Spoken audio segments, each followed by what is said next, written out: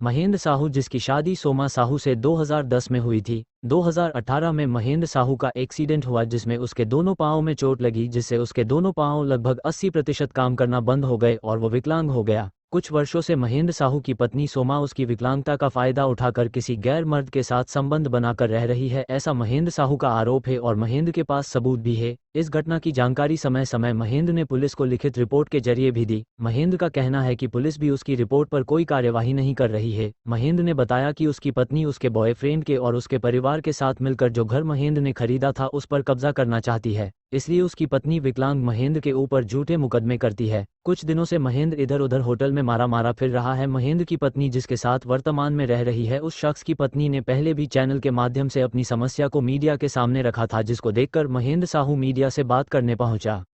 नाम महेंद्र साहू है और मेरा मकान जो है मीरा नगर सोभागपुरा है, हाउसिंग बोर्ड कॉलोनी में। और मैं अभी रिसेंटली जो वंदना साहू ने जो वीडियो बनाया था आप लोगों के थ्रू, उसी संदर्भ में ये कहना चाह रहा हूँ कि उसका हस्बैंड है महेंद्र नेणावा, वही मेरी पत्नी के साथ भी लगा हुआ है। और मेरे साथ ये हो रहा है कि मैंने 7 फरवरी 2010 में सोमा साहू उर्फ लक्षिता के साथ शादी करी। उसके साथ मेरी शादी हुई, जो कि मलातलाई निवासी है, मिठालाल जी साहू की पुत्री है। और उसके बाद शादी के जस्ट 1 डेढ़ 2 महीने बाद ही मेरे पारिवारिक जीवन में, शादीशुदा जीवन में इन लोगों ने दखलंदाजी करी। मेरे सास ससुर साला और मेरी साली जयश्री नेणावा, इन लोगों ने मेरे फादर मदर के साथ, परिवार के साथ मारपीट करी, उन पर दहेज का केस किया। जिस चक्कर में मेरी नई नई शादी हुई थी, तो मेरे माता पिता ने मुझे कहा कि तेरा शादीशुदा जीवन मत बिगाड़ और तू अलग हो जा और तू खुश रहे। तो मैं अपनी पत्नी को लेकर अलग निकला। उसके बाद मेरा जीवन अच्छे से चल रहा था। मैंने अपनी पत्नी के लिए हर संभव प्रयास किया, सब कुछ अच्छा किया। और फिर उसके बाद 2018 में जो है मेरा एक्सीडेंट हुआ।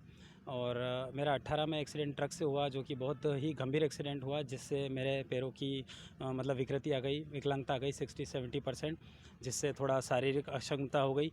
और इस वजह से मेरी पत्नी का मुझसे थोड़ा मोह कम होने लगा, जिसका परिणाम मुझे 2020 में देखने को मिला। 2020 में मेरी पत्नी रोहित नाम के लड़के के साथ अफेयर करते हुए पकड़ी गई, पाई गई, और जिसे मैंने पकड़ा रंगे हाथों। फिर वो सुखे थाने में गई, मेरे खिलाफ़ झूठा मुकदमा रिपोर्ट लिखाई। मैं भी थाने में उपस्थित हुआ, मुझे भी बुलाया, मैंने भी रिपोर्ट दी। वह रिपोर्ट भी मेरे पास पड़ी है 2020 की। और इसके बाद जब उसको रिपोर्ट देने के बाद जब वहाँ बुलाया, तो उसके परिवार को भी बुलाया, मेरे परिवार को भी बुलाया। फिर मेरा ससुर अपनी बेटी को, यानी मेरी पत्नी को, लक्षिता और सोमा को, अपने घर लेके चला गया और 1.25 महीने वो वहाँ घर पर बैठी रही। फिर हम समाज के थ्रू समझाइश करके कि मेरा घर परिवार नहीं बिगड़े, मेरा संसार घर परिवार ना उजड़े, उसको मैं वापस दोबारा लेके आया। और ये सोच कर कि ठीक है, उससे गलती हो गई होगी और बहकावे में आके उसने कुछ गलती कर दी होगी, तो मैंने उसको माफ़ कर दिया और लेके आया और हम रह रहे थे। उसके बाद वापस 2021, 22, 23 आराम से निकले। इस दरमियान इन 3 सालों में मैंने उसके ऊपर बहुत सारा पैसा खर्च किया, उसको अच्छा घुमाया फिराया। अभी मैं 2 लाख रुपए खर्च करके उसको साउथ की यात्रा भी करा के लाया, हवाई जहाज़ में बैठाया। मैंने माता पिता को अभी कैसा नहीं किया, जबकि उसके साथ वैसा सब कुछ किया।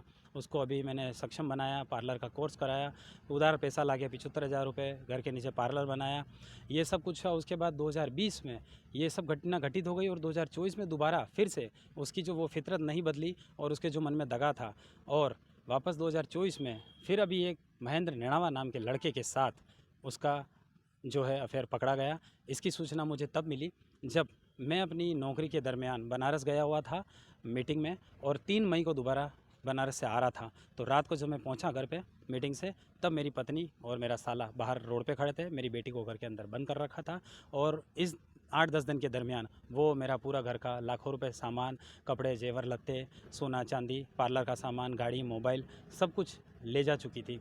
और फिर वापस उसने अपने घर पे जाके पिता के वहाँ बैठ गई। अब उसके पिता से मैंने फिर बात करी 2020 के जैसे ही, तो उसके पिता ने मेरे साथ गाली गलौज करी, गंदी गंदी गालियाँ दी, अपशब्द यूज़ किए और इतनी इतनी गंदी गंदी नंगी नंगी गालियाँ दी जो मैं यहाँ बोल भी नहीं सकता हूँ। और मेरा शारीरिक और शोषण और मानसिक शोषण शुरू हो गया। और मैं 3 महीने तक यही समझाता रहा कि हम उसको वापस लाएं, उसको समझाएं, उससे गलती हो गई है। मैंने उसके पिता से रिक्वेस्ट करी, समाज के थ्रू रिक्वेस्ट करी, वकील साहब के थ्रू रिक्वेस्ट करी, पर वो आगे से आगे कदम बढ़ाती रही। उसने मुझ पर झूठे मुकदमे किए, महिला थाने में वो 498 का मुकदमा मुझ पर कर चुकी है। और मेरा मकान हड़पने का षड्यंत्र रचा जा रहा है। ये चीज़ मुझे बाद में पता चली, क्योंकि धीरे धीरे सब चीज़ें उजागर हुई कि महेंद्र नेणावा के साथ उसका 1-1.5 साल से अफेयर चल रहा था। वो उसके साथ शारीरिक और मानसिक संबंध बना चुकी है, जिसके सारे प्रूफ हैं, सारे सबूत हैं, वीडियोज़ हैं, रिकॉर्डिंग्स है, सब कुछ है। जहाँ वो लिव इन में रही 1.5 महीना, वो मकान मालिक की भी गवाही है, रिकॉर्डिंग है और सब कुछ सबूत है।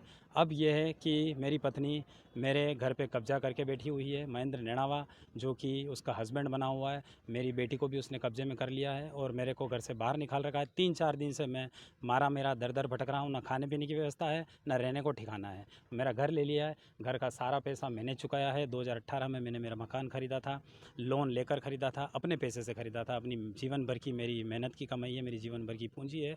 उस मकान पे वो कब्जा करना चाहती है, क्योंकि उसके मन में दगा आ गया है। मैंने सिर्फ इतना सा अपराध किया कि प्रेमवश विश्वास के थ्रू एक 2-3% के चक्कर में 5% और 8% का जो होता है रजिस्ट्रार ऑफिस में, वो 3% बचाने के लिए मैंने रजिस्ट्री पत्नी के नाम कराई। तो आज वो यूँ कहती है कि ये मेरा मकान है। मेरा ससुर, मेरा साला, साली और मेरा जो वो है पत्नी का प्रेमी महेंद्र नेणावा साथ में मिले हुए हैं और वो मेरे मकान को हड़पना चाहते हैं, मेरा पैसा हड़पना चाहते हैं। आप जो ये बता रहे हो कि मकान के लिए जो रजिस्ट्री का, तो इसका जो पेमेंट हुआ वो किस ढंग से पेमेंट हुआ, किसके खाते से वो पेमेंट सारा मेरे थ्रू हुआ, मेरे खाते से चेक गए हैं, मेरे ही लोन की किस्तें मैंने ही भरी है। लोन मेरे नाम पे हुआ है, उसकी किस्तें जो ट्रांजेक्शन हुआ है वो मेरे पास है। सिर्फ रजिस्ट्री उनके नाम पे, बाकी पेमेंट वगैरह सारा इसके सारे सबूत हैं मेरे पास। सारी कागजी कार्रवाई है, सारे सर्टिफिकेट्स हैं, एग्रीमेंट्स हैं, लिखा पढ़ी है, सब कुछ है। सिर्फ और सिर्फ रजिस्ट्री उसके नाम की है, मकान मेरा है, पैसा मैंने चुकाया है, सब कुछ मैंने दिया है। अब आज की तारीख में ये है कि मेरे को घर से बाहर निकाल रखा है मेरी पत्नी ने, और वो ना घर खोल रही है, ताला खोल रही है, ना मुझे घर के अंदर आने देती है। लेके खड़े हैं क्या सारे परिवार पेश किए? ये परिवार पेश किए हैं मैंने सुखेर थाने में। 7 जून को रिपोर्ट दी है, 27 जुलाई को रिपोर्ट दी है, 8 जुलाई को रिपोर्ट दी है। ना सुखेर थाना कुछ कार्रवाई कर रहा है। सुखेर थाने वाले, पुलिस वाले मेरे साथ मारपीट करते हैं, मेरे को उठा के ले जाते हैं, इस औरत की सुनवाई करते हैं, इसकी झूठी रिपोर्टों पर कार्रवाई करते हैं। और दूसरा ये कि मैंने मंडी थाने में भी महेंद्र नेणावा के खिलाफ भी रिपोर्ट दी है, उस पर भी कोई कार्रवाई नहीं हुई है। वहाँ पे भी जो एसपी साहब के यहाँ पेश हुए हैं जी, तो यहाँ से क्या कहा गया आपको? एसपी साहब के सामने भी मैंने 16 अगस्त को भी रिपोर्ट दी है, पेश हुआ हूँ, और कल भी एसपी साहब के सामने मैं पेश हुआ हूँ। अब एसपी साहब ने कल ही आश्वासन दिया है कि आपका जांच जो है डिप्टी साहब करेंगे, और मुझे सोमवार को बुलाया है। तो अब देखता हूँ मुझे क्या न्याय मिलता है, और मैं इस न्याय की उम्मीद में ही दर दर भटक रहा हूँ। मैं समाज में भी गया हूँ, पर समाज भी कोई न्याय नहीं कर रहा है, क्योंकि समाज के लोग भी सारे जो है मेरे ससुर के साथ मिले हुए हैं। मेरा ससुर जो है थोड़ा पैसे वाला है, रसूखदार पार्टी है। मेरे पिताजी ऑटो चलाते हैं, हम सीधे साधे भोले भाले लोग हैं। मैं प्राइवेट नौकरी करता हूँ, और 20-25 हज़ार की नौकरी है प्राइवेट, और फिर भी उसके बावजूद मैं सब कुछ अच्छा कर रहा था मेरे परिवार के लिए। पर इस षड्यंत्र में मेरे साथ इतना मानसिक और शारीरिक शोषण किया जा रहा है, मेरे को इतना टॉर्चर किया जा रहा है। ये लोग यूँ चाह रहे हैं कि मैं पागल हो जाऊँ, मेरे साथ कुछ गलत कर लूँ, अपने आप को ख़त्म कर लूँ। अभी आप क्या अपनी पत्नी को वापस साथ लेके आना चाहते हैं कि मैं तो पत्नी साथ रहे और उसी मकान के अंदर अपनी खुशी जीवन जिए? हाँ बिल्कुल, मैं तो चाहता हूँ कि मेरी पत्नी मेरे साथ रहे, उससे वापस संबंध ख़त्म कर ले, सब कुछ कर ले। लेकिन वो ही मुझे जो है घर के अंदर इस तरह से टॉर्चर करती है कि मुझे महेंद्र नेणावा के साथ रहना है, उसके साथ जाना है, उसके साथ शादी करनी है। मैं उसको अपना आत्मा, शरीर, मन सब दे चुकी हूँ, उसके साथ शारीरिक संबंध बना चुकी हूँ, ऐसा वो कहती है। वो खुद कहती है। मेरा ससुर जो है थोड़ा पैसे वाला है, रसूखदार पार्टी है। मेरे पिताजी ऑटो चलाते हैं, हम सीधे साधे भोले भाले लोग हैं। मैं प्राइवेट नौकरी करता हूँ, और 20-25 हज़ार की नौकरी है प्राइवेट, और फिर भी उसके बावजूद मैं सब कुछ अच्छा कर रहा था मेरे परिवार के लिए।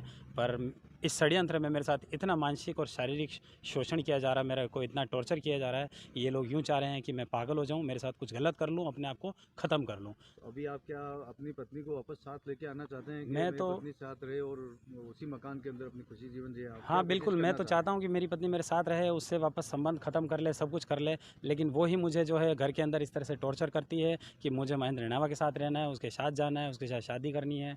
मैं उसको अपना आत्मा, शरीर, मन सब दे चुकी हूँ, उसके साथ शारीरिक संबंध बना चुकी हूँ, ऐसा वो कहती है। वो खुद कहती है अपने मुँह से, उसकी भी रिकॉर्डिंग मेरे पास पड़ी है। घर के अंदर अकेले में इस तरह से वो मेरे को टॉर्चर करती है, इस तरह से रिकॉर्डिंग मेरे पास पड़ी है। मेरे को कहती है वो मेरे को दिन रात शोषित करती है।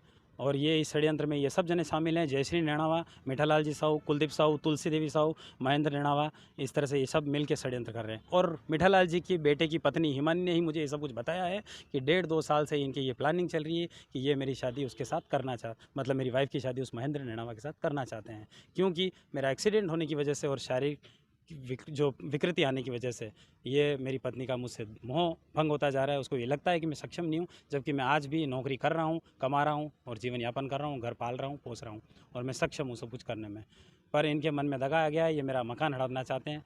और जो कि मैंने मेरी मेहनत की पूंजी से, मेरे जीवन की पूंजी से बनाया है।